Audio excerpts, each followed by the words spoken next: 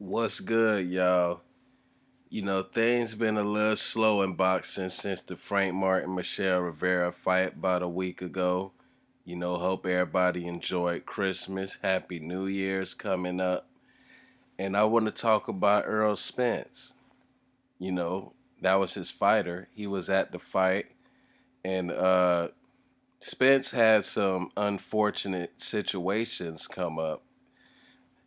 He was about to fight in March, April, but you know, a very unfortunate, unlikely situation came up where he was driving in his hometown and he got hit head on, like a grill to grill hit by a 14-year-old who stole a car.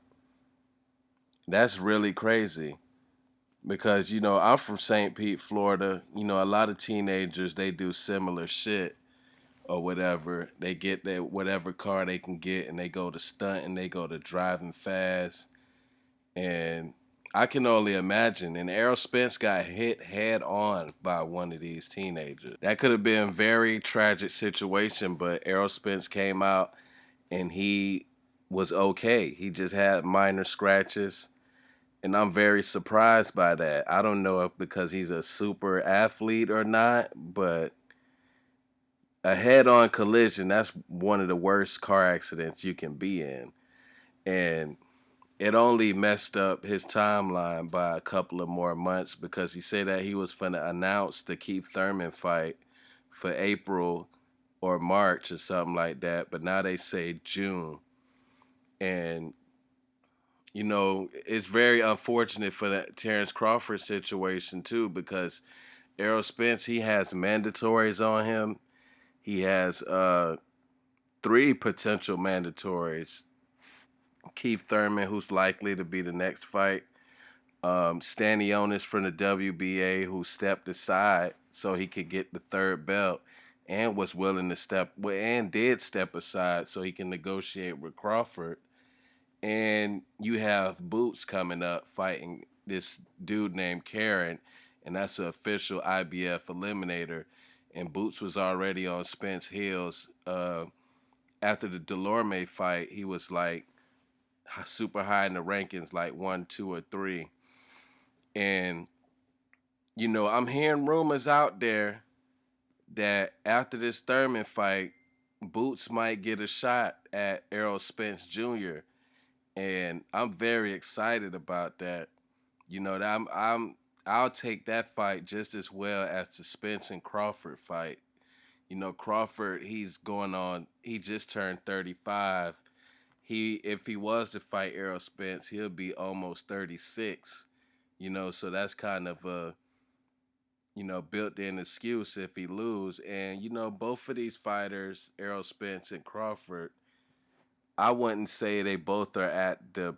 Well, Spence looked it great against Ugas. I would say he's in his prime, but I don't think Bud has the legs from back when he fought like Victor Postal, Jose Benavidez. Bud looked phenomenal in those fights.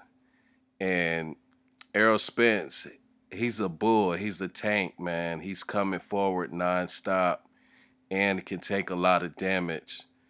And I would expect Bud to need his legs for a fight like that.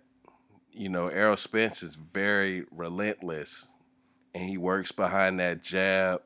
You will exert a lot of energy fighting somebody like Spence. So I feel like Jerron Ennis, he's just as skilled as Bud. He's younger. He has more energy to really stand in front of Spence, and it's gonna be a brutal fight.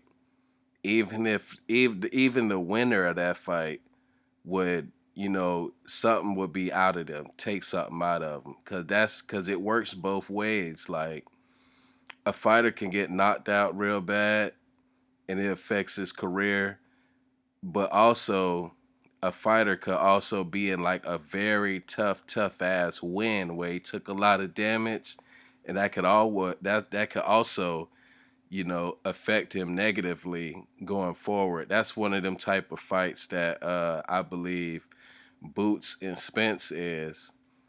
You know what I'm saying? Because I feel like they both throw a good amount of punches, and they seem like they both like to bang.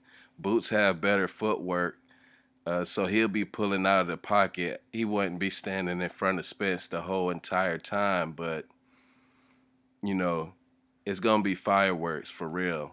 And he got power, ridiculous power in both hands.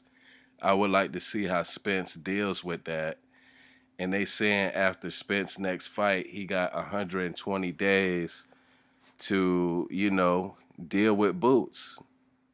And I feel like the only way out of that Boots fight would be to fight Crawford to get that unification, that undisputed. And that's why he's fighting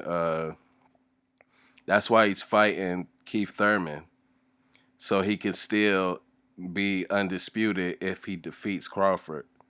You know what I mean? And I like that move from Errol Spence because the Keith Thurman fight. After he didn't want to unify with Earl and he took 2 year layoff and a loss, like that fight got so watered down. But nowadays it is necessary, and as long as Keith lasts in that fight, it's gonna be an entertaining fight. I feel like Keith gonna be winning rounds, but he ain't gonna be able to outlast Spence. Spence gonna catch up to him sooner or later. And it's gonna be a real fun fight to watch too. So let's see what these welterweights got going on in 2023. Something got to shake, either Spencer Crawford or Boots against either.